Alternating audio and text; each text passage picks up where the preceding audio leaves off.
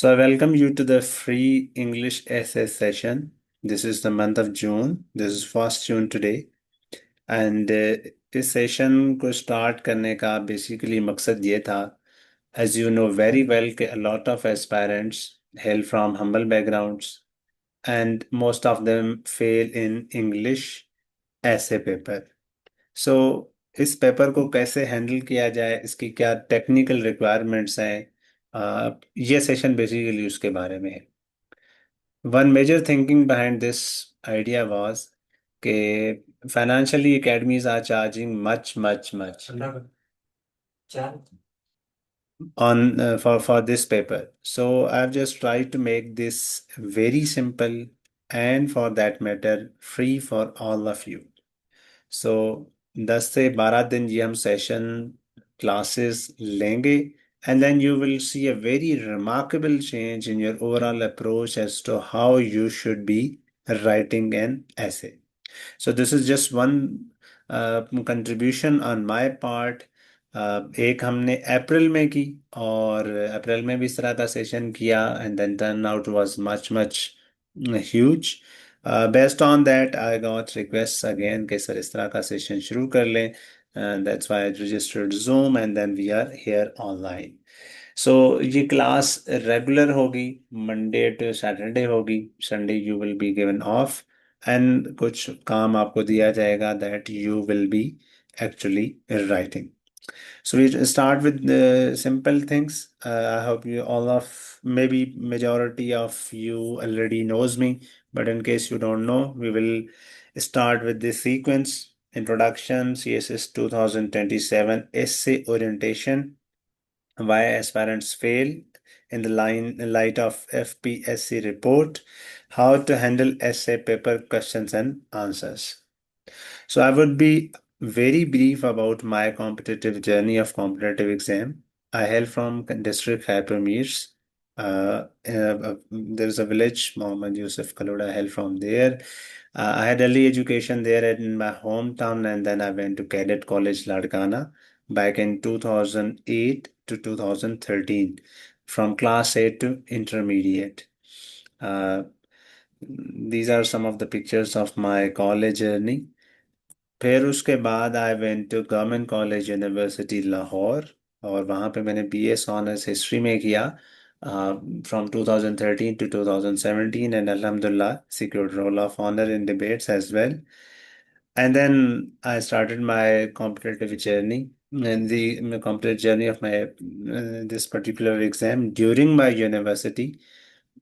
कुछ सब्जेक्ट्स दौरान यूनिवर्सिटी किए, अंग्रेजी के ऊपर दौरान यूनिवर्सिटी काम किया और जब इवेंचुअली यूनिवर्सिटी से ग्रेजुएशन मुकम्मल कर ली तो 6 से 8 महीने बाज़ाब्ता तौर पर इसकी प्रिपरेशन की.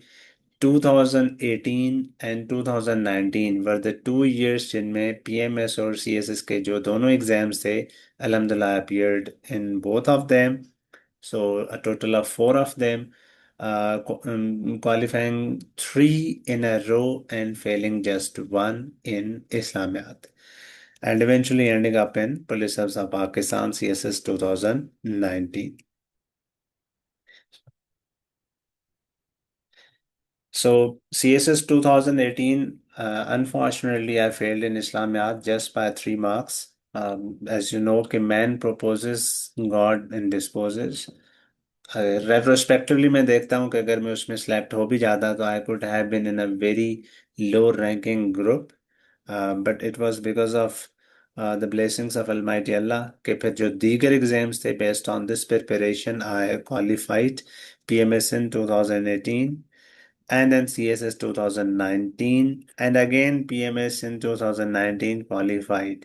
So ये इतनी मुश्किल जर्नी है नहीं, but again it requires a lot of effort, dedication, consistency and commitment.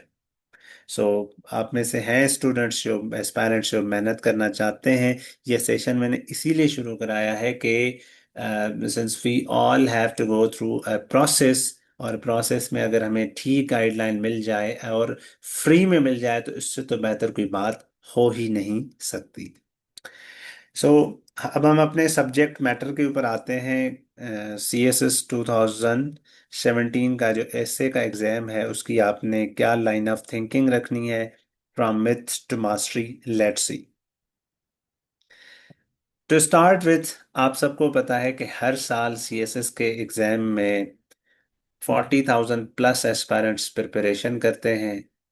Out of them 20,000 qualify empty, 10,000 appear for written, and hardly 300 to 400 make it to written exam। वो qualify कर लेते हैं। 270 या 200 प्लस सीट्स होती हैं जिनमें फिर aspirants further allocate हो जाते हैं। रेशो जो फेल्यूर का है वो सबसे ज्यादा है ही इंग्लिश ऐसे पेपर में। I am just repeating this at the cost of reputation, you know this very well. One, secondly, अगर हम ओवरऑल फेल्यूर रेशो देखें तो ऐसा क्यों है कि हर साल ही ऐसे फेल हो रहे हैं एस्पायरेंट्स के, despite they go through an assessment process. Lahore की जर्नी की कुछ टेक अवेज में बताऊं तो आई यूज्ड ऑब्जर्व कि एस्पायरेंट्स पहले माशाल्लाह ग्रामर के ऊपर 6 महीने लगाते हैं, फिर उसके बाद बेसिक ऐसे राइटिंग सीखते हैं, फिर 3 4 टीचर्स के पास जाते हैं, ऐसे सीखते हैं, बट अगेन रिजल्ट आता है तो ऐसे का उनका पेपर थोड़ा सा पास नहीं होता। This is again very disheartening. तो इसलिए थोड़ा सा इस सेशन को आप लोगों ने सीरियस लेना है कि दिस इज इम्पोर्टेंट। एक और प्रॉब्लम आ जाता है एफपीएससी की गाइडलाइंस में। एफपीएससी की गाइडलाइंस बड़ी वेग किस्म की हैं, जो कि आपको यहाँ पे नजर आ रही हैं कि आपने कॉम्प्रिहेंसिव रिसर्च बेस एक ऐसे लिख लेना है। तो ड्यूरिंग एग्जाम कैसे रिसर्च बेस्ड नॉलेज हो, कैसे कॉम्प्रिहेंसिव हो, और अनफॉर्चुनेटली एस्पायरेंट्स उन टेक्निकलिटीज में ही परेशान हो जाते हैं कि ये एक्सपोजिटरी ऐसे है, या ये डिस्क्रिप्टिव ऐसे है, या ये आर्गुमेंटेटिव ऐसे है, किस तरह का ऐसे है। सो ये सारी चीज़ें आपको हम इस सेशन में बिल्कुल अच्छे तरीकेकार से कोशिश करेंगे कि सिखा दें। So coming to the basic question, why most of the aspirants fail in competitive exam, things are very much clear। सबसे पहली चीज जो आपको खुद करनी है वो है ग्रामर का पार्ट। मैं ग्रुप में किताब भेज दूंगा एक दो जिनको आपने गो थ्रू करना है। Objective general English by S P Bakhshi. आप अगर सीएसएस के कंपोजिशन पेपर के बुक्स देखेंगे, रिकमेंडेड बुक्स, तो उसमें बहुत ज़्यादा रिकमेंडेड बुक्स मिले हैं जिनमें से समझ नहीं आता कि कौन सा बुक कब जो है ना स्टार्ट किया जाए। तो सबसे उसकी बेस्ट अप्रोच ये है कि आप इस बुक को पढ़ेंगे, because this book contains a compilation of all these books. उसके बाद इस सेशन में हम इन चीज़ों के ऊपर फोकस करेंगे जिनकी वजह से एस्पायरेंट्स फेल होते हैं।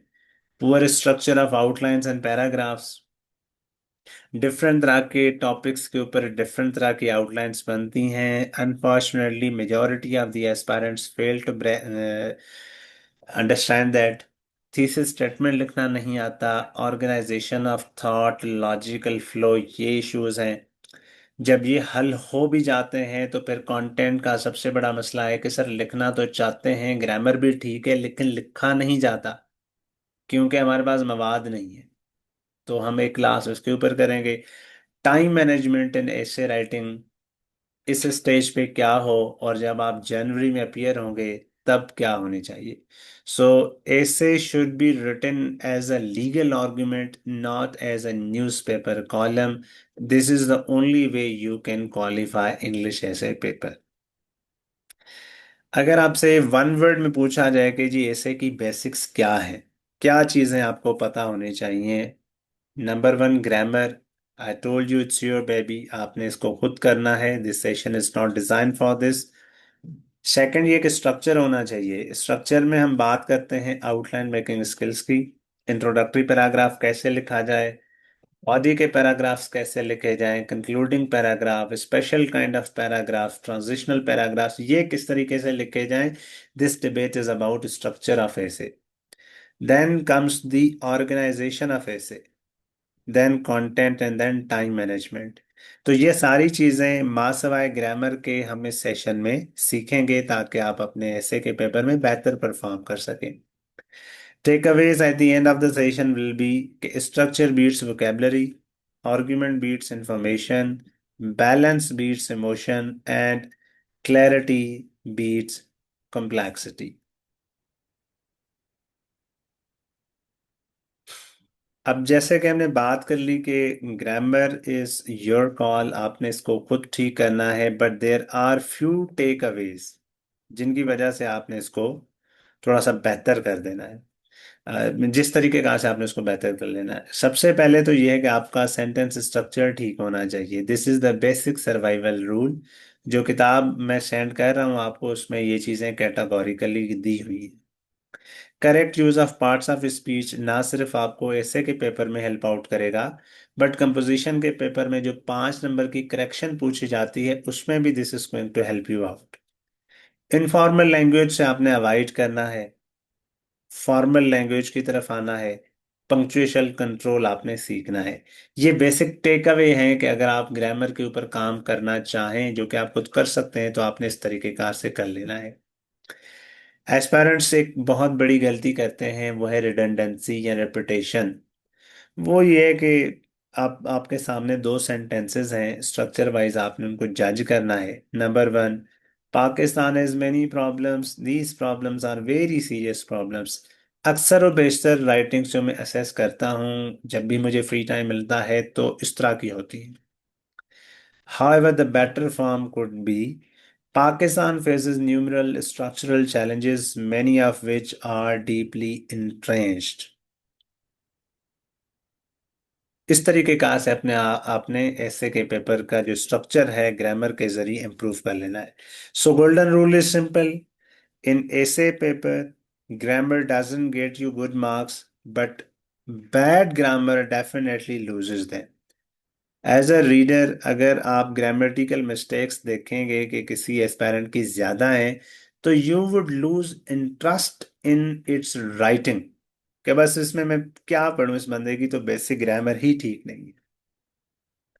हैविंग सेड दैट, ग्रामर के बाद हमने बात की कि सेकंड जो इम्पोर्टेंट चीज है ऐसे राइटिंग की, वो है स्ट्रक्चर।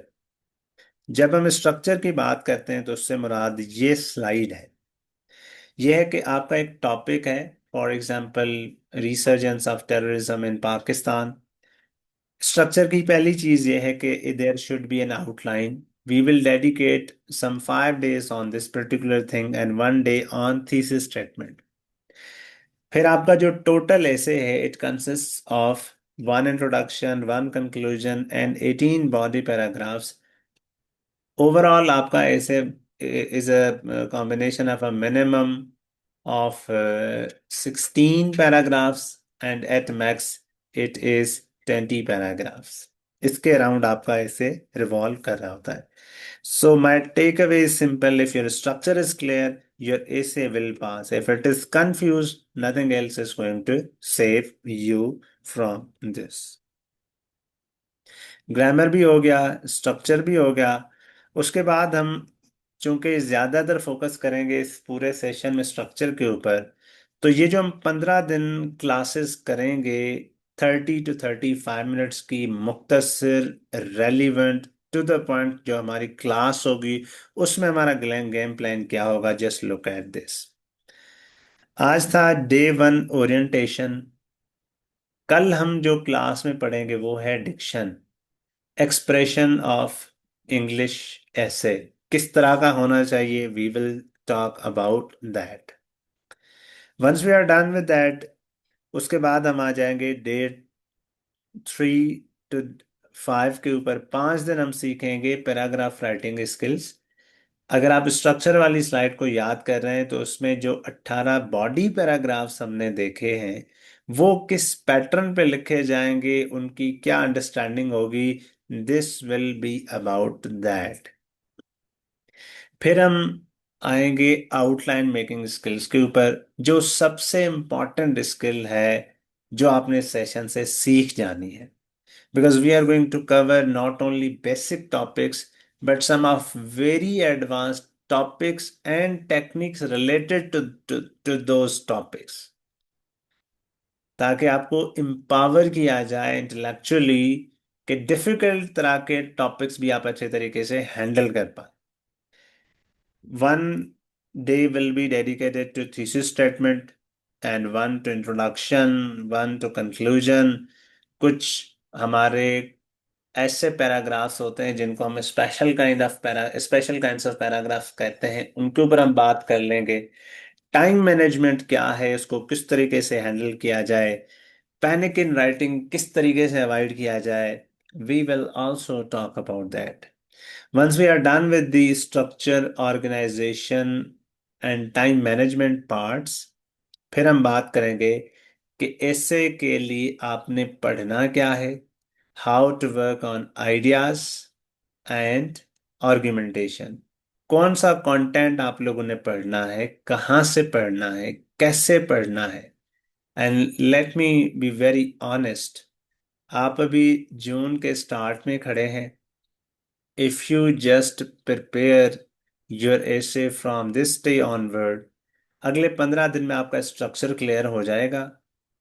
और साथ ही आपको अगर ग्रामर के कुछ इश्यूज हैं तो वो भी मैं कुछ हेल्प आउट कर लूंगा, since you will be part of the group. And eventually आप कंटेंट आइडिएशन एंड आर्गुमेंटेशन के ऊपर भी 15 जून ऑनवर्ड काम करना शुरू कर लेंगे। So with in 3 months you would see a very dramatic change in your overall writing as well as in your overall approach to CSS exam, क्योंकि ऐसे is the mother of all papers. अगर आप इस वेग syllabus को किसी quantifiable content में deconstruct करके प्रिपेयर कर लेते हैं तो बाकी तो सब्जेक्ट्स इतना कोई मुश्किल बात नहीं है। खुद से भी आप ये चीजें कर सकते हैं, ऑनलाइन बड़ी किताबें हैं, बड़े टीचर्स पढ़ाते हैं। But choose a mentor, it is going to guide you, he is going to guide you, he is going to help you, he is actually going to take you to the areas unexplored before। ये हमारा एक line of thinking होगी। हम ये different तरह के जो topics हैं वो करेंगे, उसमें one word, issue based topics, statement, argumentative, future, question, इस तरह के डिफरेंट टॉपिक्स पूछे जाते हैं। We will be talking about them.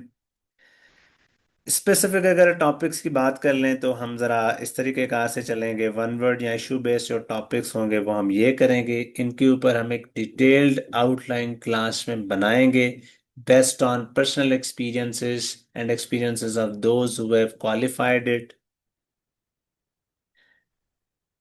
फिर हम इस कैटेगरी को देखेंगे लाइक यूएन सक्सेस और फेल्यूर, IMF SAPs, कर्स और ब्लेसिंग। ये एक इम्पॉर्टेंट कैटेगरी है टॉपिक्स की जिसके मुतालिक सवाल पूछे जाते हैं।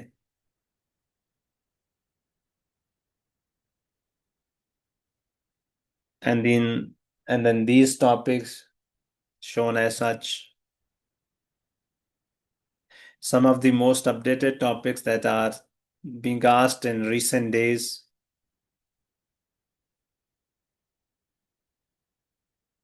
few more to that। So essay का पेपर रिलेटिवली डिफिकल्ट पेपर है, let's acknowledge it, but impossible नहीं है।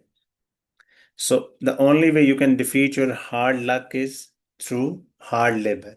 आप मेहनत करेंगे, डायरेक्शनल मैनर में मेहनत करेंगे, you are going to qualify it. That's all from my side. House is open for questions and answers if any.